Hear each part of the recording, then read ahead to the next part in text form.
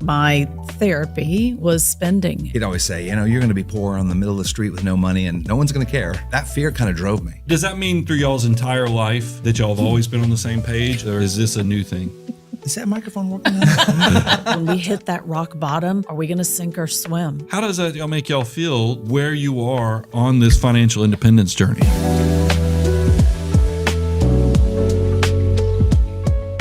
Welcome to another episode of Making a Millionaire. This is where we help our guests build their great, big, beautiful tomorrow. That's right, Brian. We are so excited because we get to talk to millionaires and millionaires in the making because we believe there's a better way to do money. And today is no different. We are with Rick and Lori, and we are so excited that you guys are here. Thanks We're for having excited to us. be here. Awesome. So you guys decided to come on and be on this show. So I want you to know the audience, who are you guys? Like, what's your background? Where'd you come from? Married, kids? Do you know each other? Walk us through that kind of stuff. We've been married 32 years, and we have 4 amazing kids. We live in Texas. Our oldest is Reagan, and she is 29. Liam is our second but oldest son, and he is 27. Mm-hmm. Kieran is 22. Almost 23. Almost 23. And then Shobin is our youngest, and she was adopted from China. Oh, amen. She's amazing, and she is 19. She's a freshman at Arkansas. So hold on, 19 through 29. Razorback. That makes you guys like empty nesters-ish, right? Like kind of, sort of, almost halfway there. Yeah, we're one semester into being happy. We're looking at each other and going, it's It's just you and I, us. babe. Is that, that's a good thing, right? That's a good Just so you thing, guys right? understand, date night becomes every night. It's crazy. It's crazy. True. That's awesome. So, and talk about, because that's family stuff. Yeah. How Yeah. about, obviously, to come on a show like this, you had to make a living doing something. So give us a little background.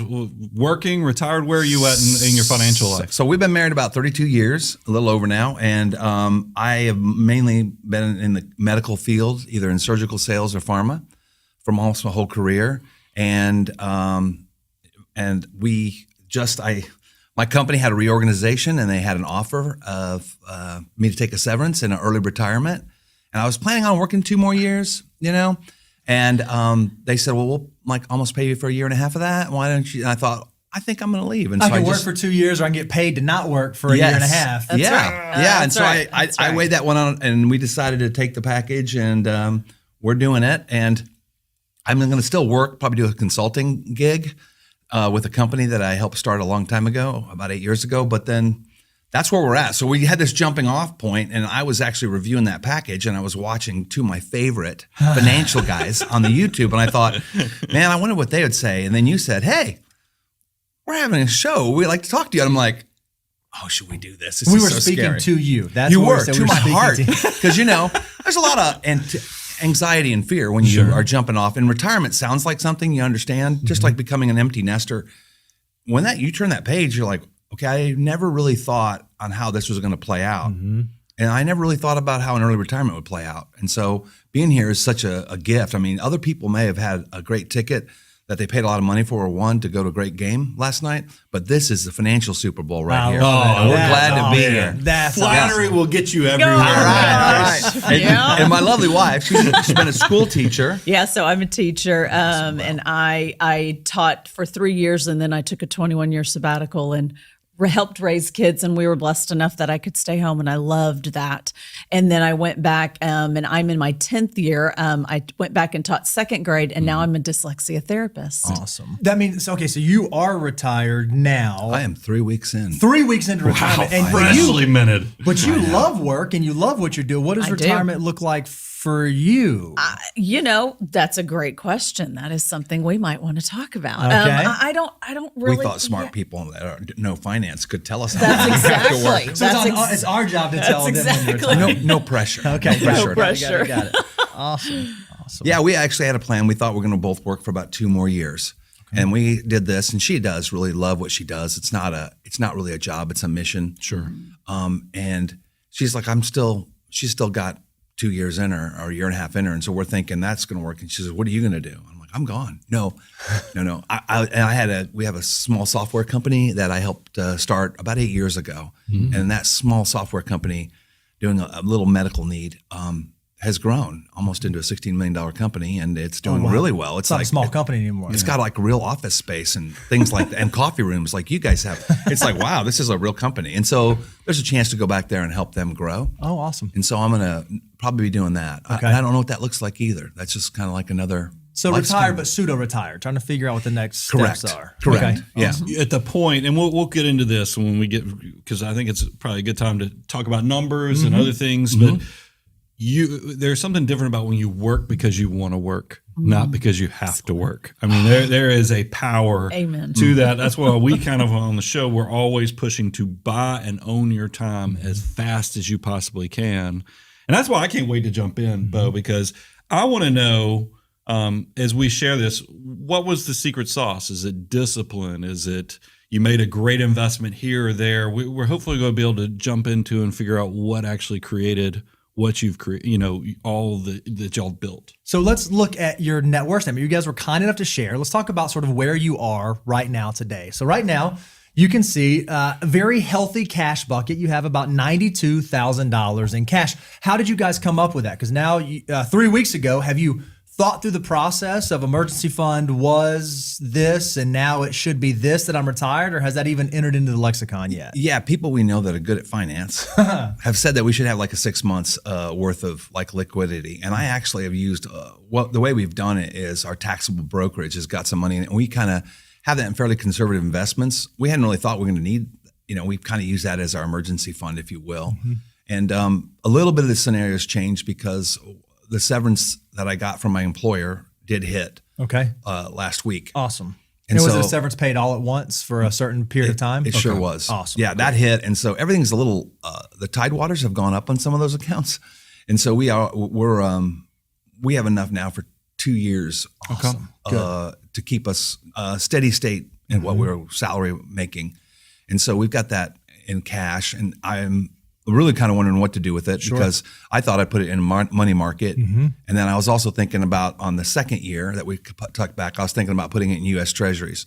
But I haven't in my Schwab account. And I haven't done anything because I thought, what if I could ask two really smart guys what to do? We might have some thoughts. You guys always do. Well, I think it's interesting. You said you listened to us and we talk about having 6 months of liquidity in current living expenses readily available. And that's true while you're in the accumulation phase. But we do have a thought that as you enter into retirement, as you enter into living off those resources, your emergency fund probably should expand. Rather than now being 6 months of living expenses, it should probably be somewhere between 12 to 18 months of living expenses. So hearing that you have 2 years of expenses and readily available cash, you're probably not as overweighted on cash as you might think. I think that's actually fairly close to where you should be. It makes me happy because it allows, because when we look at your investments next, you are very heavy in like retirement accounts.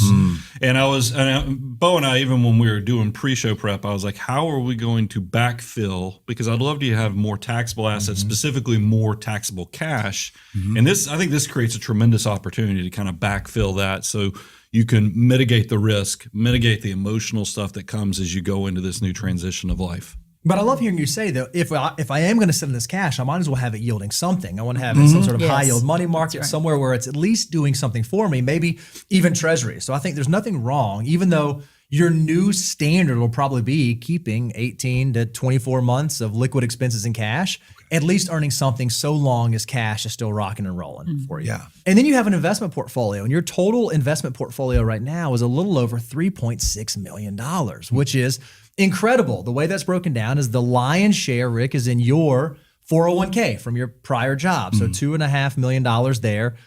Thinking through like rolling that over to an IRA, living in the 401k. I mean, all this is pretty new. Have you begun to have those thoughts or conversations yet? Yeah, the cool thing about our company is we can keep it in there and there's no fee. Awesome. And so they have those, they both have target funds and they also have like index funds. Great. And so I'm kind of in some S&P index funds, and people I know that are real smart on YouTube have told me that's a good strategy. And so I think the reason I'm loving this conversation and being here at the Super Bowl of Finance, because I want to make sure that I feel overweighted in that area. And I'm thinking, I don't understand the mechanics of the Roth, the how you buyout or Roth conversion.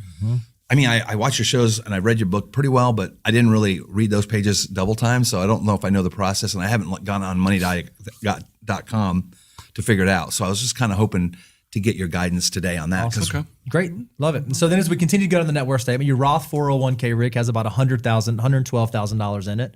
You have a rollover, which has $636. So again, that's another pre-tax account. Then you have a taxable brokerage account that has about $251,000 in it. And it looks like you have some vested RSUs from your prior employer sitting there at about $115,000. Any thoughts on, are you going to continue to hold the company stock now that you're no longer there, or? Yeah, knowing what I know, I think I'd like to hold. Sure. Because it's those are growing very aggressively. I have a little heartbreak story I'll tell you later if you want to hear it, but it's horrible. But yeah, because I cashed out of some of those RSUs to pay our house off. And it was like a 2.25% interest house, and I paid it off. And so I do kick the Spurs on that one. I'm not, look, It was very painful to me because, I do the math every day and the stock's gone really well, the appreciation. And I do,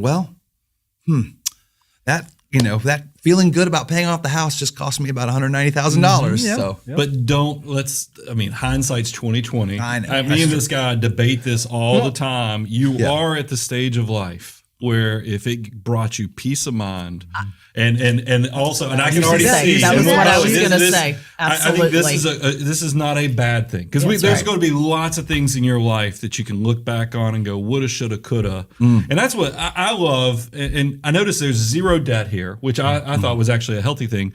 But does that mean through y'all's entire life that y'all have always been on the same page, and especially with debt and other things, or is this a new thing? Is that microphone working now? testing. Yeah.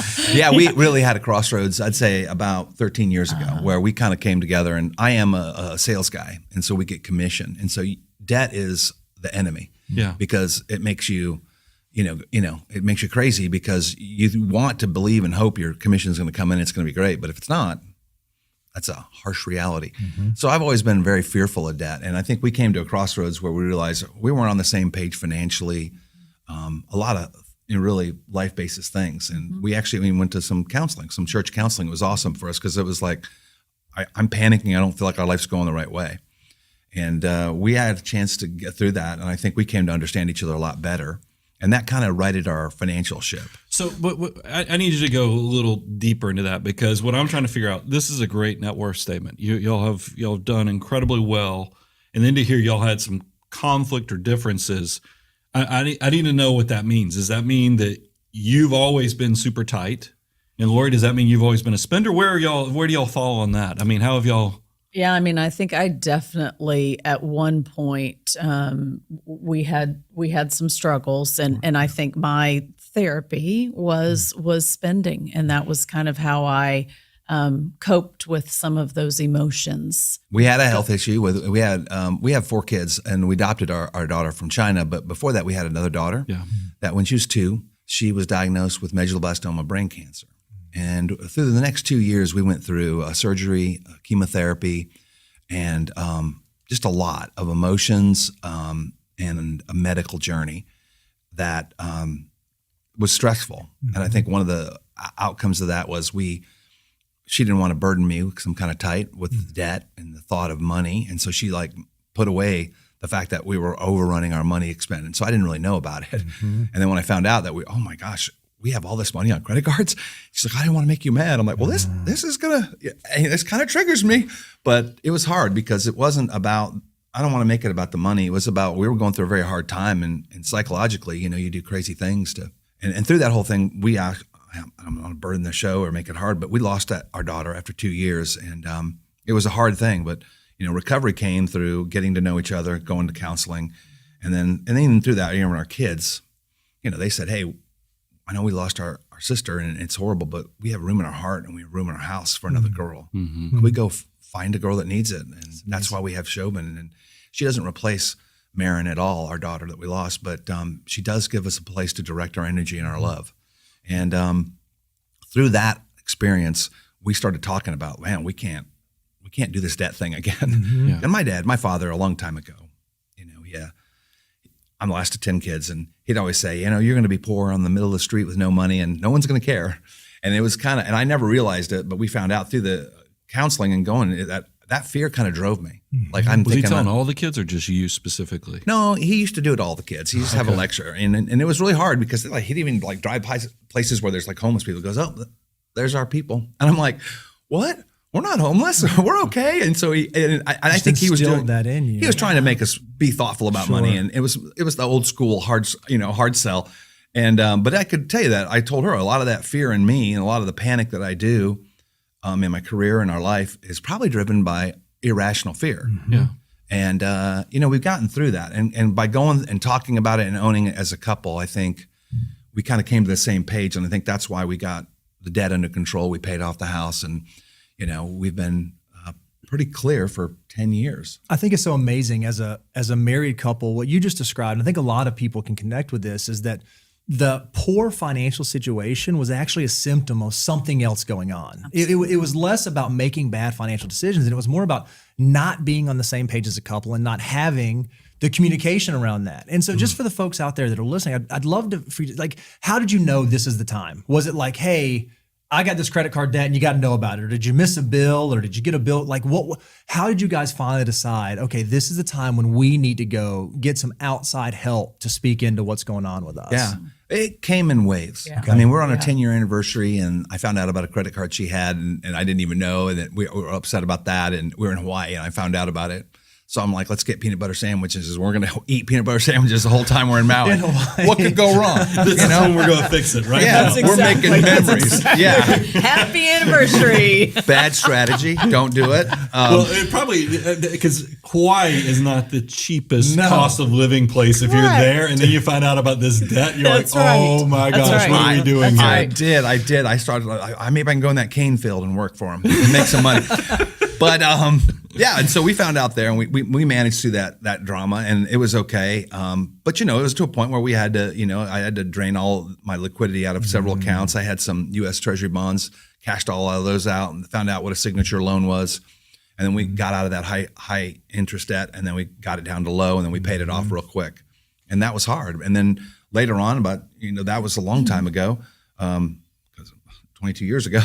And then, about 10, 12 years ago, I was like, we're getting ready for our kids to go to college, and we're trying to set up funds, and we just weren't directionally correct. And I could see that the onslaught of college expenses was going to torpedo our ship. And I'm like, we got to do something. She's like, we're good. I'm like, no, we're really not. And because it all, it kind of created that stress between us. I knew that he was worried about living in a box on the side of the road and so I didn't really, every time we tried to talk about money, it became like this big issue.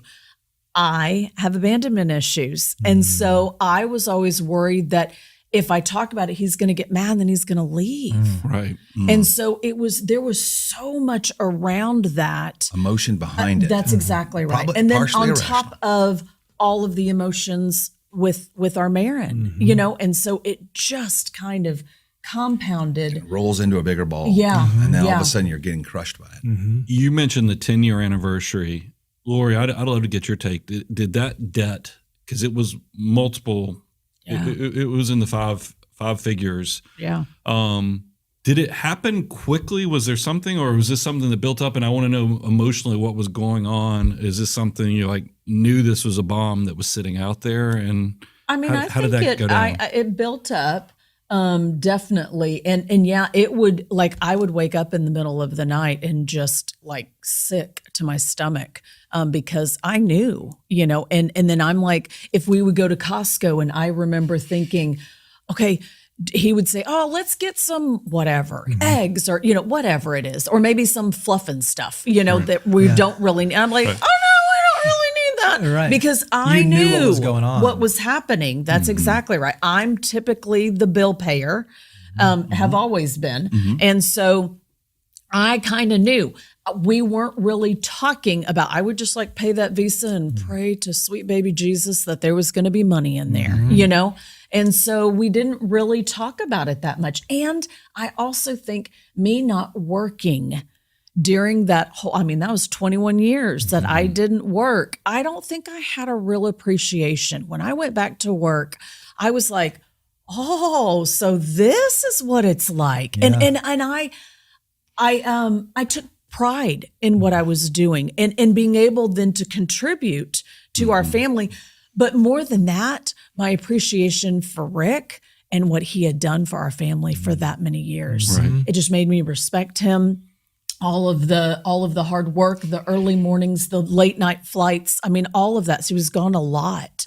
And so it made me really understand and appreciate him so much more. So have you guys been able to have these, like, as your kids have seen this, like, sounds like a transformation in your financial life, have you guys had open conversations with them around this? And like, as they are entering into adulthood, I always, my wife and I joke about, like, what's the baggage we're giving our kids to take into adulthood? You like think about, like, what do your kids know about finances and how they're starting out their financial lives? I definitely think that it has changed and they've seen us change. We do talk about it. And I think when we became really authentically ourselves and really when we hit that rock bottom and it was like, okay, are we going to sink or swim? You know, we've been through all of this heartache and all of that. But to then be able to look at each other and go, okay, here's my cards. Here's what I am. Yeah. What are we going to do with it? And it was never. How freeing was that when you finally said, this is who I am, right? I mean, yeah. And It is such really, a weight, and you've breathed better. yeah. And you mentioned and it. we liked each other to lot. begin a lot. Oh, yeah. It was a really lot. good thing. We have our faith. We're very, so that was a huge part of our journey. But we really liked each other. And so it wasn't ever a matter of we're going to get divorced, but you know what, honey? This has got to change. We got be to a lot do better. something different, right? And so when I became okay this way, I think we became this way. Yeah. And So our much more. Kids see it. I mean, we were, Yeah. and just to tell you, things have gone a little off the hook. We took our youngest daughter on her senior trip over spring break. We normally go to like West Odessa or somewhere like, 12 miles away, maybe a Motel 6. We went to Italy. I hear Italy's different than West Odessa. I've never been to either, but I hear. Good Yeah. night, Irene. Yeah. We get there, and then our son, he's serving in the Army, our oldest son, and we just flew him in because we thought, how often are you going to be, how often is this going to happen? Never. Yeah. And he's like, he got time off, and we're like, so time with your kid in the military is so precious. So we flew him in, and he goes, what do we do now? I said, let's just go rent motorcycles. He's like, Who are you? Yes. He's like, this is weird. I said, no, this is dad out of debt. Yeah. Because he goes, you're just so different. You're so relaxed. And Yeah. I said, well, Mom and I struggled through this. Now we're authentic. And, I want you to know that when I came home from work, the reason I was upset, and he's like, oh, I can imagine you had debt. We weren't performing. You were traveling all the time. And I said, yeah, and I felt like I got 48 hours on the weekend. I'm going to right this ship. Yeah. And he's like, that must have been awful. I said, well, you got the user end of it. I was not a very nice person. Yeah. And I tell you, that was a real transformation. You mentioned it in your book a little bit about living your best life and authentic and work becomes not work. It becomes an expression of who you are and a way to give back. And we saw our careers really turn into that. Where we're like, okay, now, do I want to show up here? And in the way I do, I love what I do. My mission and my healthcare, what I was doing in healthcare mattered. And what she does with kids with dyslexia mattered. And we're like, well, we want to stay doing it, even if we don't have to. And so and then you imagine the weight of credit, communication issues. You're not exactly being the best mom and dad. And then all that gets right just because you figured out a way to better steer your financial ship and communicate authentically. It affects all the other areas of your Absolutely. life, not just the Absolutely. financial areas. Yeah. Thank y'all for being so honest, because I think that it's incredible. A lot of people will see your net worth statement and they never see the journey. They don't see the pain.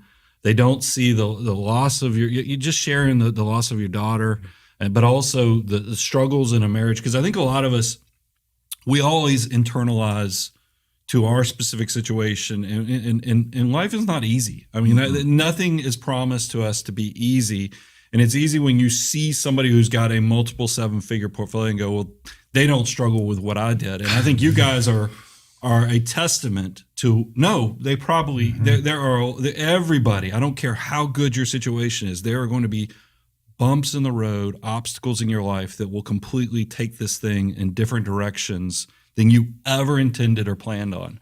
But you can still, the good news is, just like you guys, and you're a testament to this, you come out, if you do it and you just plan and you kind of just accept whatever's coming and you plan for it and you try to navigate it as well, you will end up in a better place if you don't just bury your head in the sand, just let it become who you are, essentially become the victim of the situation. That's right. But I think that is something that is a great teachable concept.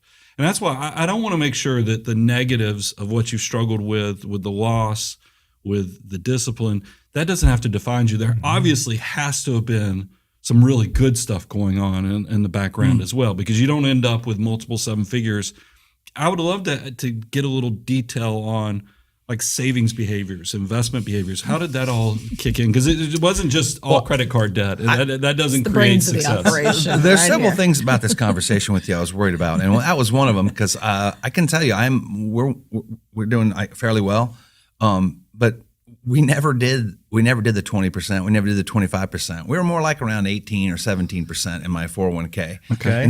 And I gotta be. I think another thing. Now, does it go up more? Does that count the match as part of that 17 or 18, or is that only what you put in? Yeah, I never count the match. Okay. Because I just don't think that's. So it was probably over 20% if you counted the match. Yeah, mathematically, on some years it probably was over the match, but not all the time. So but I thought, well, I'm not like one of their typical people that like, oh, I saved it and I did it. I know we don't do that. We didn't do that. And when you have 4 kids and you're trying to make everything meet, expenses come out of the blue. But so I'm more like an 18%er. But I did do the thing you mentioned in the book, and I loved it. And I didn't know what to say.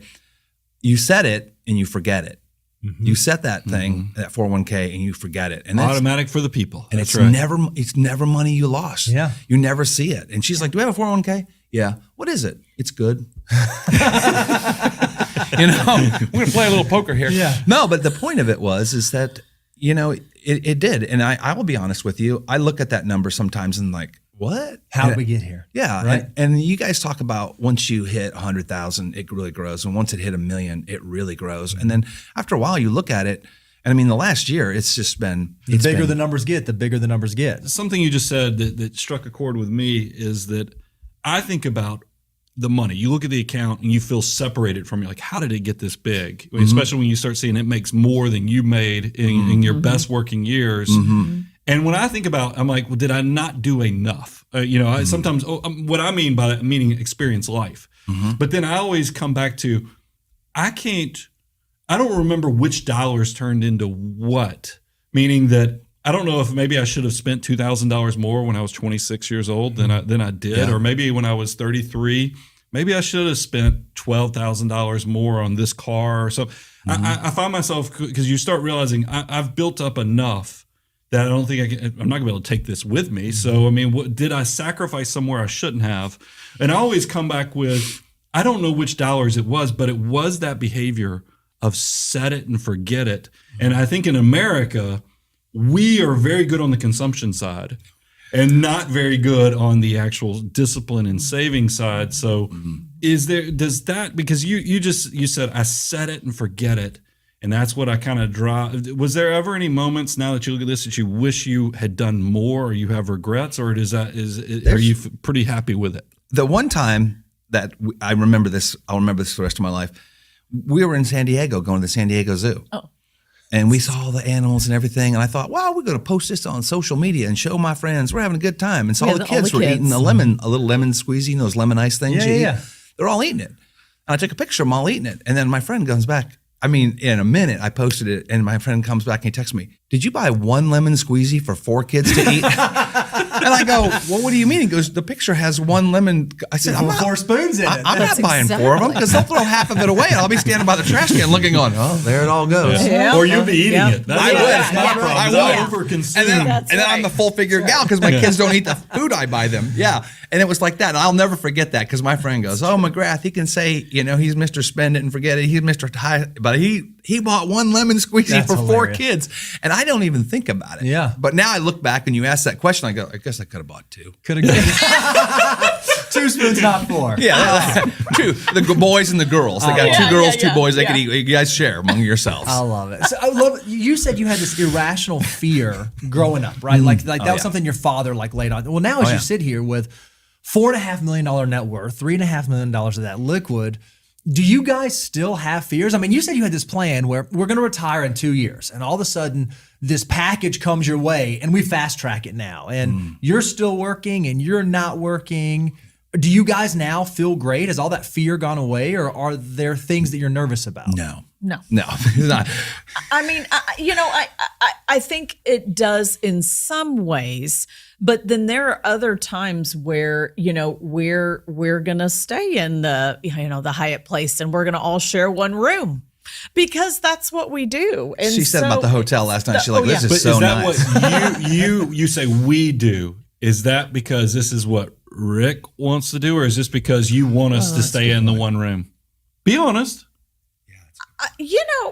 It really doesn't bother me, honestly. I mean, would I love the big room at the Harpeth Hotel? I told him last night, I'm like, we're not staying in Hyatt Place anymore. We're staying in places like And they upgraded our room too, so it's my God, even worse. It's beautiful. Oh, yeah. And it's just the two of us. I'm like, wow, we have so much room with our 4 kids because we would probably still share the same room. And they gave us 2 cookies. I wouldn't buy them anymore. either. That's exactly. Yeah, we could all have half. No, But that's a good I question. mean, I probably, it really doesn't bother me. I mean, and I grew up, have a single mom. She worked, she provided for 4 kids. She did an amazing job with that. She's was always very financial. The decisions that she made, she lived very much within her means. And so, probably part of my problem as we got older and in our marriage is I'm like, I'm kind of tired of living in that. I want those jeans right now. I don't want to wait until the end of the season or, whatever that is. And so, but to answer your question, I mean, I really think We're it was normally economical. Yeah. I mean, I met her Yeah. and I knew she was Yeah. the girl that I loved and wanted to marry because we went to a Mexican restaurant and the total bill was $9.70 with the tip. Oh, wow. And I'm like, What'd y'all I'm in share? love. No, she got a half order of ponchos and I got the number 6. yeah, It's in San Antonio. San She's a big Antonio. San Antonio girl. And yeah, we went to her favorite restaurant and, you date other girls and you go out and you're like, oh no, this is so expensive. And then I've dated those and I dated her and there's $9.70. I'm like, This is the one. I have got to This find is a the one, ring. obviously. I got to clearly. put a ring on that one. Yeah. Yeah. 6 months later, we were engaged. Yeah, So. but so I will tell you, we've always been I would say we had a pretty financial conservative platform that because our kids would bring it up. Do you know most people don't spend all 6 of us in one room? Well, they don't travel as much. You don't understand. But I do want to challenge because you said something that trip y'all flew your oldest son to meet with you guys that was not cheap. I'm sure that was an extra to maximize the memory because the memory was more important than the money being spent.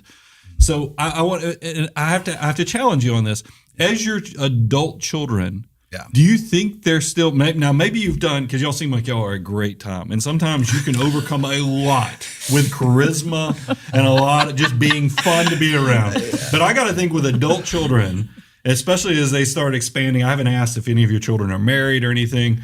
They're going to start expecting maybe their own bed. My oldest daughter, we like to go cruises. She told me, she goes, if you want me to go on any more of these cruises, I want my own bed. Because I even packed a blow up mattress on a cruise. To put it on the floor. Oh, it's perfect. Oh. I love this guy. But I but love to my this guy. daughter's point, that is a mistake because I know. she's going to quit coming on trips Right. if I don't start realizing. Now, fortunately, like Disney, they have beds that come out of the ceiling, so that works. But when you go on Royal Caribbean or Norwegian, for some reason they don't put as many beds that drop out of the ceiling.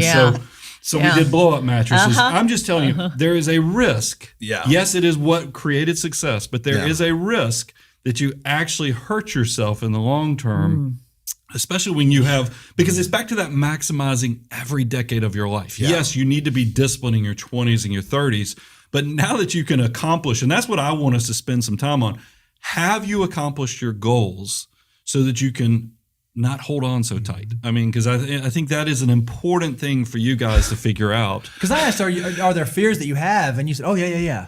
What are those fears? I mean, are you afraid that you don't have enough money to retire? I mean, what's Yeah, the concern that's a good that point. you have? Well, two, I was worried because I want to see if we get a B plus or B minus on your scorecard. But the point is, two things. One, I think we've gotten better because I'm out of debt, and I definitely know that now that my kids are adults, the time with them is more precious. So no more inflatable bed memories, hopefully, in our life. And we're getting, I think, better. Like we're doing a cruise this summer to Alaska, and I had all the kids, told them you can come, and what are we going to do? I said, you can do any excursion you want. Oh, nice. They're like, no, seriously, Yeah. you can do whatever you want. Because I realized that time is more precious than the dollars we save. And I can say that, and I think we've turned the corner, and I think we do a lot of crazy stuff. She let me get into motorcycling. I may or may not have 4 motorcycles at home. It wasn't on the net worth statement. That's weird. No, You no, gotta no. Get on there. No, that's not on that. I own those in my heart.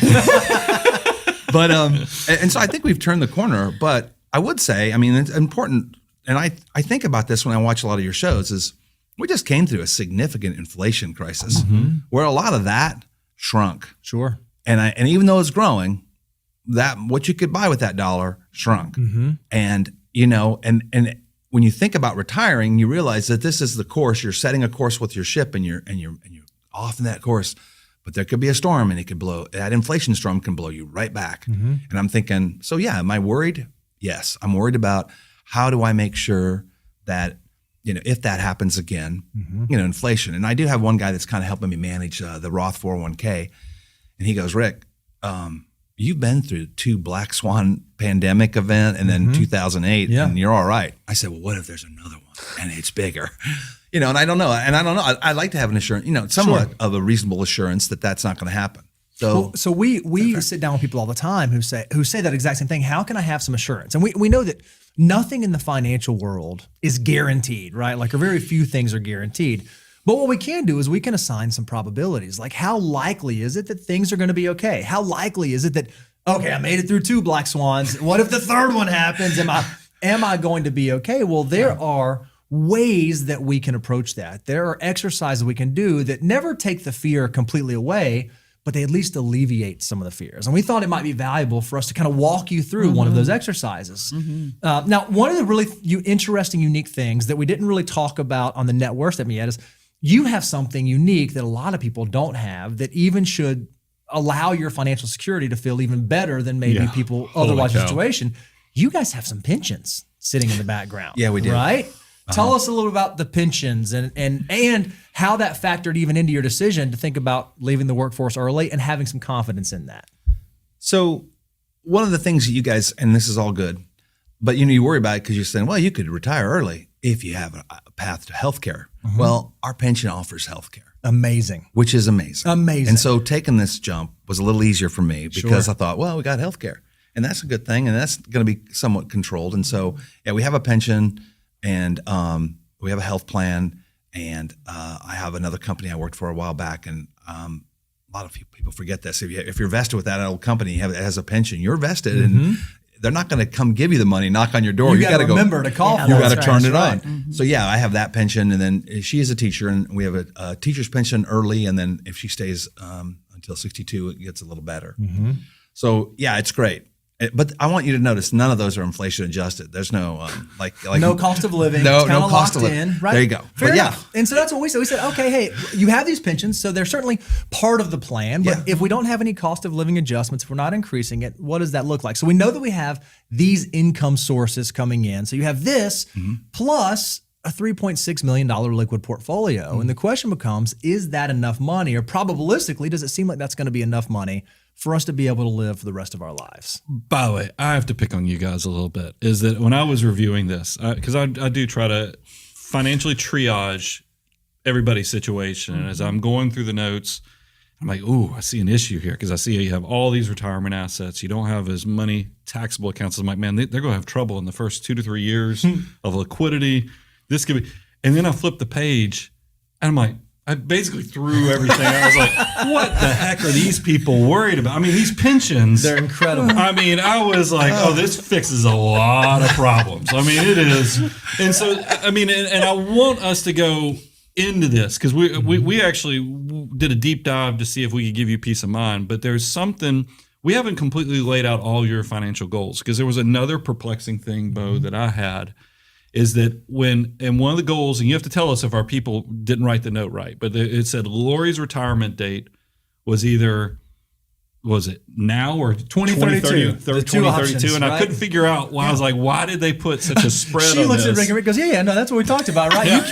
You have to work for 7 I'm more trying years. to figure out, because I want to make sure I understand all the goals and how all this works. She's doing a mission to the children. I don't want those children. And I'll pack her lunch every morning. Well, truthfully, as we were talking, I was like, maybe this is the case, because I could see the passion you have towards helping the children. But then I was like, but is that really, or do you want to have the option to actually retire? I absolutely want to have the option. That's all and me. so it That's is. all me. It is. Yeah. It's him. Oh, I'm like, It's well, if him. you work longer, That's right. it gets bigger. But why? There we go. But what's There we the go. why behind if it's bigger? I don't know. I'm not saying it's rational. It's a little bit irrational. of that irrational thing. It's that that you brought irrational from fear. John, It is. right? It's Yeah, the. it It's is. the. Are Do we you going to feel be? that pressure? Do you feel that he wants you to keep working? Or do you feel like if you wanted to quit, you could? Oh, I think if I really wanted to quit, I could. Did you see that? She knows she can influence him to do about anything she wants. She can do it. Yeah, but I mean, I think it would definitely be a conversation because Mm-hmm. I would want him to go, honey, it is okay. Yeah. If you want to quit, it is okay. Mm-hmm. And I've told him when I moved into dyslexia, I was teaching second grade, and then I got into this. It was COVID.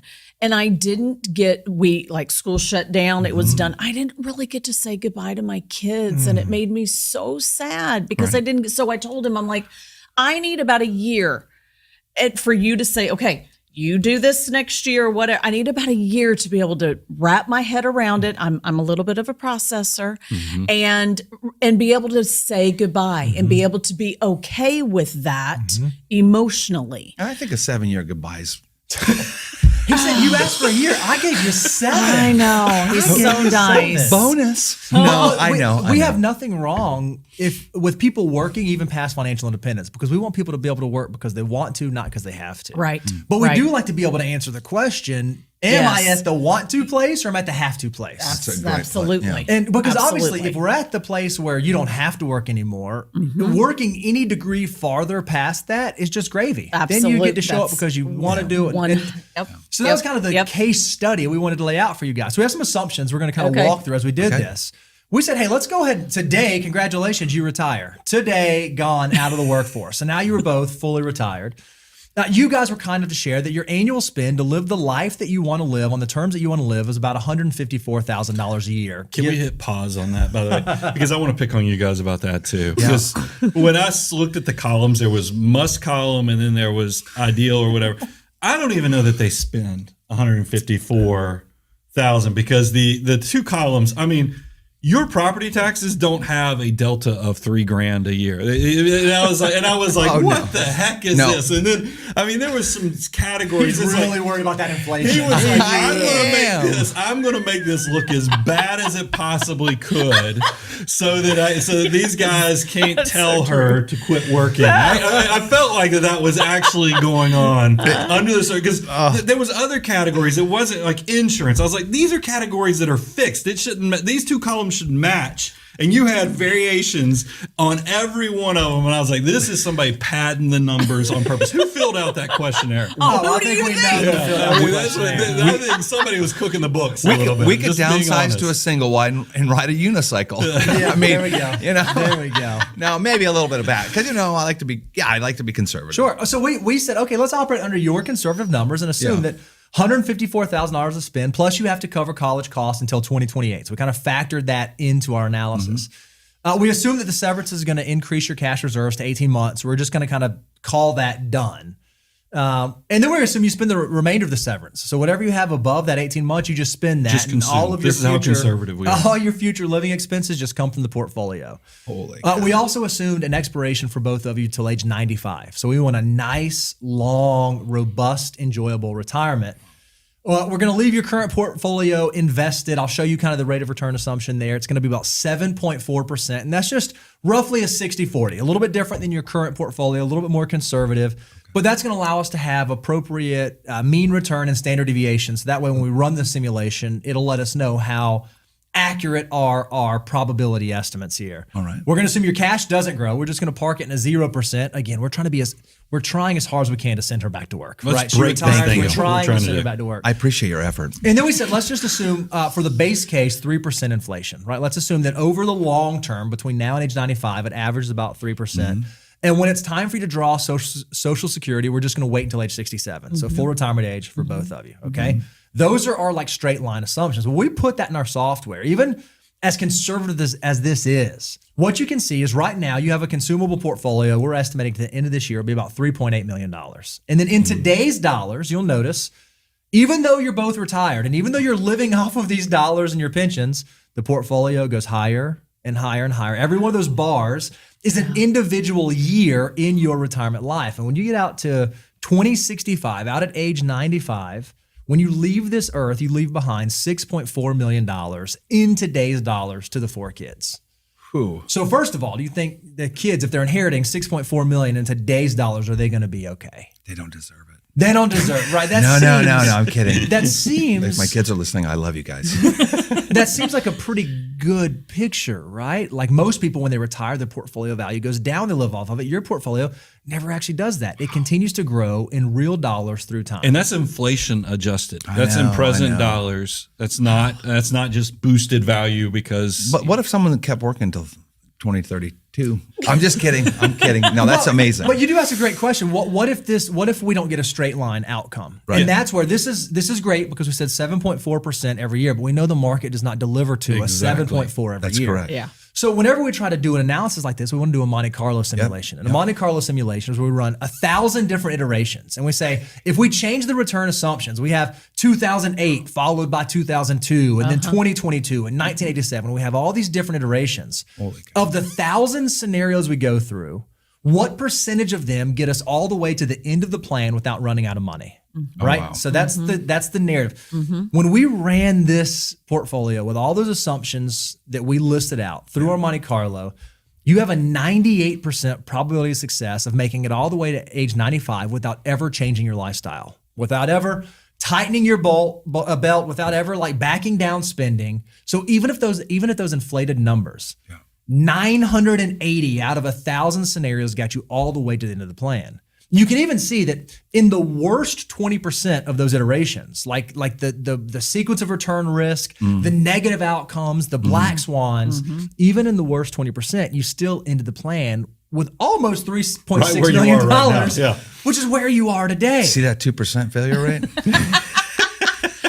I want to remind you, this is Yeah. that 2% is not, oh, we ran out of money and now we're on the street. belt. It's, Right. hey, I just had to tighten my spending. This assumes you live in a vacuum. We all know 2008 happened. What'd you do? You spent less money. You went through COVID. What'd you do? You spend less money. This assumes you operate in a vacuum and you don't do that. And so even with that sort of behavior, 98% probability of success of not having to decrease your living expenditures in retirement. So you're trying to tell me that we won't have to eat peanut butter sandwiches? I'm just saying you can buy the name brand peanut butter if that's really what you want. all right. If that's what you want to do. But Okay, we said, okay, that's- we recognize like Rick's probably going to be a hard sell on this, right? Because he's like, well, what if? What if inflation is different? What if, what if we decide that when we both stop working, we just find activities that we love spending money on. And we don't want to just go to Maui one time a year. We want to go to Maui 2 or 3 times a year. And we're going to spend out of our mind. And we said, what if his crazy spending, that $154,000 a year, what if he really missed the mark? What if what actually happened in real life was you spent $200,000 a year every year, starting this year, all the way till the end of your life, out to age 95, right? What does that look like? That's $50,000 more every single year, right? Well, when we run that through that scenario, We padded your padded budget because, by the way, I think you already are probably a good 30 to 40% higher than you actually are spending. But we essentially doubled it to if you really look at what your actual expenditures are. Oh my. when we increased your living expenses $50,000, that can account for any number of things: inflation, overspending, travel, kids, whatever. You can see that instead of leaving this earth with $6.5 million, you leave the earth with about $2.9 million in today's dollars straight line. Now, again, we know it's not straight line. We don't get 7.4. Right. So we got to do the exercise, run this back to the Monte Carlo simulation again. So when we run it back to the Monte Carlo, even at that level of spending, you have a 78% probability of success making it to the end of the plan without having to change your behavior. Just so you know, we as financial advisors, when it comes time for us to like counsel and tell someone, hey, you can retire. Hey, we have 80% is like our, once we get there, we're kind of ready to sign off on it. It's like, we got to watch it, but 80% is like success rate because we know if our assumptions are conservative enough, things will probably turn out better than what we're showing.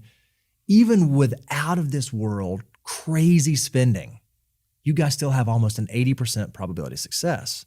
So I would argue that you guys are not just at financial independence, you are like well at financial independence based on the life that you've described to us that you want to live. And I think this is a good point to also highlight when you see the downside exposure and you see that one potentially could go to zero, realize the way a Monte Carlo simulation works is it's doing thousands, it's taking 1,000 different scenarios, but it's stacking. You said you've lived through 2 black swans, essentially. If you think about the fact that like .com bubble, you think about the Great Recession of 2008, even the pandemic that we had in 2020, this stacks like all 3 of them together. I mean, that's when you get into random analysis, that bottom 20% is going to say, and we just know that that's not the reality of the world. You don't typically see these things stacked on top of each other, but it's okay for planning purposes to do it. The other thing we know that I always highlight when I think about behaviorally, everybody, and by the way, this is a human nature thing, is the reason why economies all kind of act in unison, is because when markets are tight or the real estate market's down or people are losing their job, what do? We put off buying the new cars. We put off replacing the fridge. We just Fonzie it and tap it on the side or try to do whatever we can. We all tighten it up just naturally. Yeah. So this assumed that you went full speed ahead, even in those bad years, which is disconnected from the reality. The other thing, most people, when they get beyond 85, you're not spending. We have you spending wide open. Even in those 95. Even in those no-go years. Vegas, here we So come. there is so much conservatism in here. Now I'd like to hit pause because we've kind of filled you in. As a couple, how does that make y'all feel, kind of knowing where you are on this financial independence journey?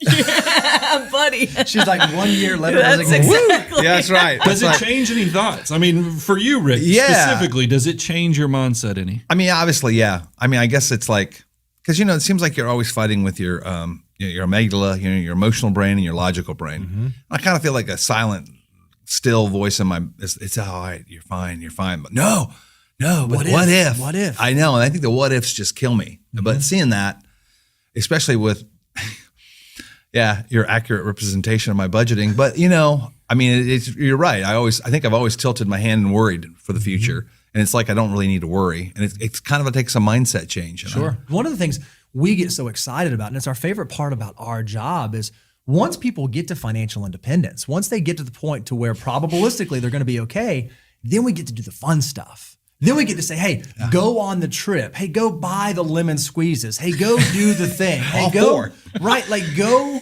use your money for the things. And it may not be spending more. It may not be increasing lifestyle. It may be creating memories with the kids. It may be giving. It may be philanthropic.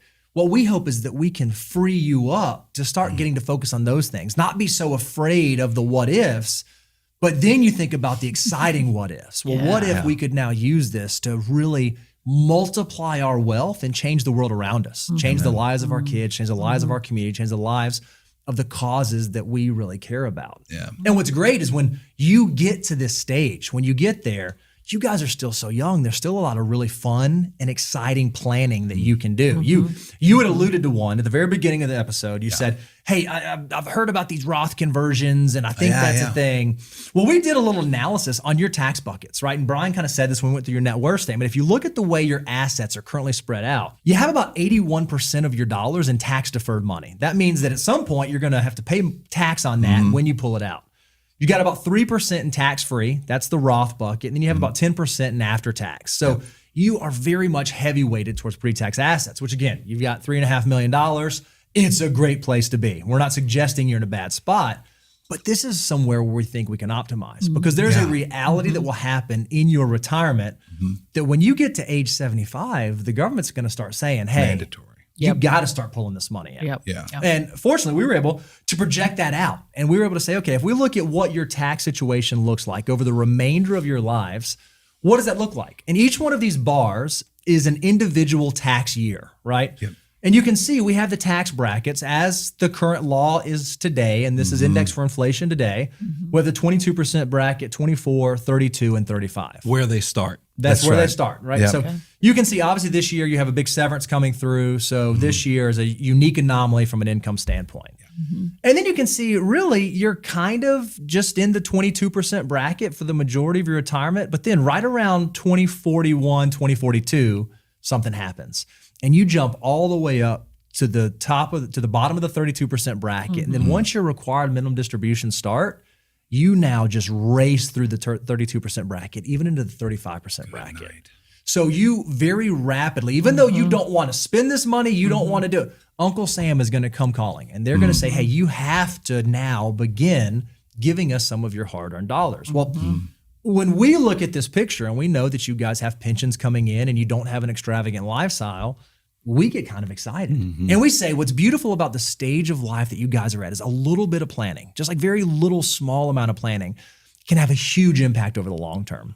And we said, okay, we know an interesting thing is going to happen that at age 65, at least as it's currently written, your Medicare changes a little bit, right? You have to, sign up for Medicare. And if you make too much income when you have Medicare, then they charge a surcharge on the amount of premium that you pay. And that surcharge actually looks back 2 years, right? So around the time you turn 63, you really have to start thinking about what's happening with your income. Right. So we said, if all we did is just did a little bit of planning between now and age 63, there's nothing really crazy going on there. We don't have to be worry about any loopholes. You're not on ACA marketplace healthcare. You have your company healthcare, so we don't have to worry about subsidies. You guys kind of have this unconstricted thing for the next couple of years. If we just did a little bit of planning, what would that look like? We said, okay, what if we just maxed out the 24% bracket? We just did Roth conversions. So that's converting either your IRA rollover or your pre-tax 401k to Roth. We maxed out the 24% bracket just for 3 years.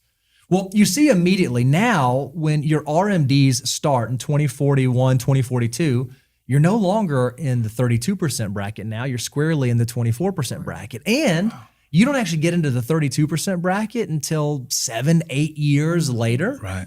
What's amazing about doing this is you'll notice that when we run this through, and again, look at sort of the straight line assumptions that we had, just doing this planning for 3 years, right here at the very beginning of your retirement, could add $750,000 over the life of your plan. But that's not the exciting part. This is the part that we get really, really excited about. Even though you're going to front end load and pay more taxes up front, if you actually live out to age 95, this will save you $1 million in taxes over the life of your retirement plan. Just doing planning for 3 years. These are the kinds of things that you get to start thinking about and capitalizing on at this stage if you can get past the fear of, oh, do we have enough? Are we going to be okay? Well, what if? And if you can start doing some of this stuff, it actually even makes the plan look that much better. Wow. That's amazing. That is amazing. So That's really cool. I have a favor to ask. I imagine that this is going to spark some big conversations with you guys, especially Lori, about your working. I want you to pretend we're not sitting in the Making a Millionaire studio. And we're now in either the walk back to the hotel room, that beautiful suite that you guys are staying in. It is quite nice. Or, but bring us forward. What is this new information? Kind of what does that do? What do y'all say to each other? I mean, Lori, does that change any decisions in your eyes on retirement? I mean, my first knee jerk is, see, I told you. That is true. But I mean, yeah, I mean, I think it does. I would like to retire in the next year and a half, because I want to go play. I want to go, like we've talked about all of these, we love to travel. And while we can, I want to go and do those trips. Now, it might be through Costco still, because that's how we book our trips. I'm just telling you. But I want to be able to go and do those things. I feel like, man, we are so blessed. And we have had an amazing life, and we are not suffering for the life that we have. But I want to be able to relax and to go to bed at night and put our heads down on the pillow and say, we made it. Yeah. You know, That's a good point. I love that. I think my reaction is going to be yeah. just that. I want to challenge you a little bit though, because I think that sometimes you've been a great provider, but you need to. I need to flip your fear in a different way. Your fear of not having enough is causing some scarcity of opportunities for memory building and other things. I want to flip it the other way because I think this will help you from a mindset perspective. Is that you guys you're officially retired. You're in the go-go years, meaning that you're in that exciting part of retirement where you're healthy, able-bodied, y'all can make memories, you're fully able to experience it. But there will come a time that you'll be slow-go. Yeah. And then you even get to a point, if you're blessed enough to live long enough, that you might even be no-go, that you just don't do as much. What I don't want, you need to have the fear of how do I maximize every year to maximize these memories while I'm in this go-go phase? Because unfortunately, with what we do for a living, I see so many people that are so good. They've been rewarded. You get addicted to saving and building wealth because you're rewarded for deferred gratification, which is a healthy thing. Like I said, most Americans don't get it right. You got it right. But we sometimes have a hard time flipping the switch into the healthy side is where now it's okay to maximize these years, because what breaks our heart is when you see the couple that said, we're going to build our dream vacation home here. If we just save up to this number, or if I get to this number, I'll now go do it. And then life, like we talked about, with losing your daughter, with some of the other things that have happened in your life doesn't always do everything that you think it will. And I would just hate for you to have a scarcity of some memories that could have been built because of this mindset of, we'll just put it off for another 18 months. You need to take the cast. I hurt my ankle when I was younger, and I was shocked for wearing a cast for 4 to 6 weeks, how much my calf muscle had essentially shrunk down to nothing. I think that your ability to spend and enjoy that has kind of atrophied in that way. And we need to now start exercising that muscle to maximize the moments that you're building. So that, and look, I get it. Costco travel, but Costco travel can buy 2 or 3 rooms for the kids to stay in versus y'all huddling up into one room. I know. I mean, it's the kids are going to be cheering the loudest at this episode. Right? They are. They're going to laugh. We said, hey, we're going on a cruise to Alaska. We're all in the same room. I'm like, no. They won't let us. No, they would. They said, we're not coming unless you split it up. I'm like, all right. So I know now I'm going to put a lemon squeezy in every room. There you go. I agree. And it's hard. It's like we were talking when we started this conversation. You said, hey, what's it like? You're kind of just into your empty nester. And I'm like, well, I never really thought about this day coming. Yeah. And I never really thought about what it's going to be like. And so it's like you get so busy raising kids and working hard. You're in that groove. And it's so hard to get out of that groove. And it's like, and then you get out of it and you're like, should I be out of this groove or should I be back in it again? So I agree. I think it's a shift that we're going to have a conversation and a commitment to change. I know it's mainly me. but and by the way, there's nothing wrong. My favorite thing also of being a financial advisor, and I've talked about this before, is we don't have to be about the no. It's all about empowering you to live your best life now and doing these checks, intersecting the math with the freedom to know that it's okay to let go is an important part of the planning process. It is. And that's what this it does. So that's the conversation I want you guys to have as a couple is how do we now, job well done, high five, hug, whatever y'all do to celebrate, and then say, now what do we do to take it to the next level to make sure we expand this kingdom mindset and all the other things that you have to our family, to our charities, to everything, because I don't want you to put a restriction on it. I agree. I think you're right. I'm going to splurge and just go get that members only jacket. There it is. I always wanted. There it is. This is the salesman. And Nick comes in. When he gets uncomfortable, he comes up with a comedy line. Always. He got me. Humor. Yes. No, it's awesome. Here's your homework. Number 1, answer the question, why are you working? Are you working because you want to, or are you working because you have to? It's no longer because you have to, so when do you want to stop working? That's a conversation for you two to have. That's exciting. Number 2, adjust your mindset around cash reserves. Now you shouldn't be 6 months anymore. You should likely be somewhere between 18 to 24 months going forward for all of your retirement. Start thinking about optimization strategies like Roth conversions. We just showed you an example of a strategy you can do. You'll be able to do the same thing with Social Security and other things like that. And then the last one I wrote, go play, make memories. And this is a unique one because we don't get to say this often.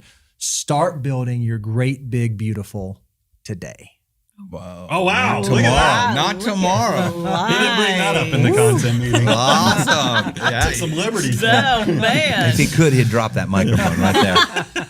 That was awesome. Thanks, guys. Great. This is Yeah, awesome. Thank you. We have had a blast having you guys it's on. thank you Y'all for have having been us. great. Hopefully, a lot of our audience is going to get a lot out of not only your struggles, but also your successes. And that's why I would encourage everybody out there watching. We love creating this content so that you can learn how do I make these small decisions to maximize not only the moment, but also your great, big, beautiful tomorrow. Bo, if somebody wanted to come on the show, how do they reach out to us? If you'd like to be a guest on Making a Millionaire, you can go to moneyguy.com/apply. Or if you want to have access to any of our resources, you can go to moneyguy.com/resources. Guys, I'm your host, Brian Preston, joined by Mr. Bo Hansen. Money Guy team, out. Making a Millionaire is hosted by Brian Preston and Bo Hansen. Brian and Bo are partners at Abound Wealth Management. Abound Wealth Management is a registered investment advisory firm regulated by the Securities and Exchange Commission in accordance and compliance with the securities laws and regulations. Abound Wealth Management does not render or offer to render personalized investment or tax advice through Making a Millionaire. The information provided is for informational purposes only, may not be suitable for all investors, and does not constitute financial, tax, investment, or legal advice. All investments involve a degree of risk, including the risk of loss. The guests featured on Making a Millionaire are not clients of Abound Wealth Management at the time of recording. Their participation should not be considered a testimonial or endorsement of Abound Wealth Management.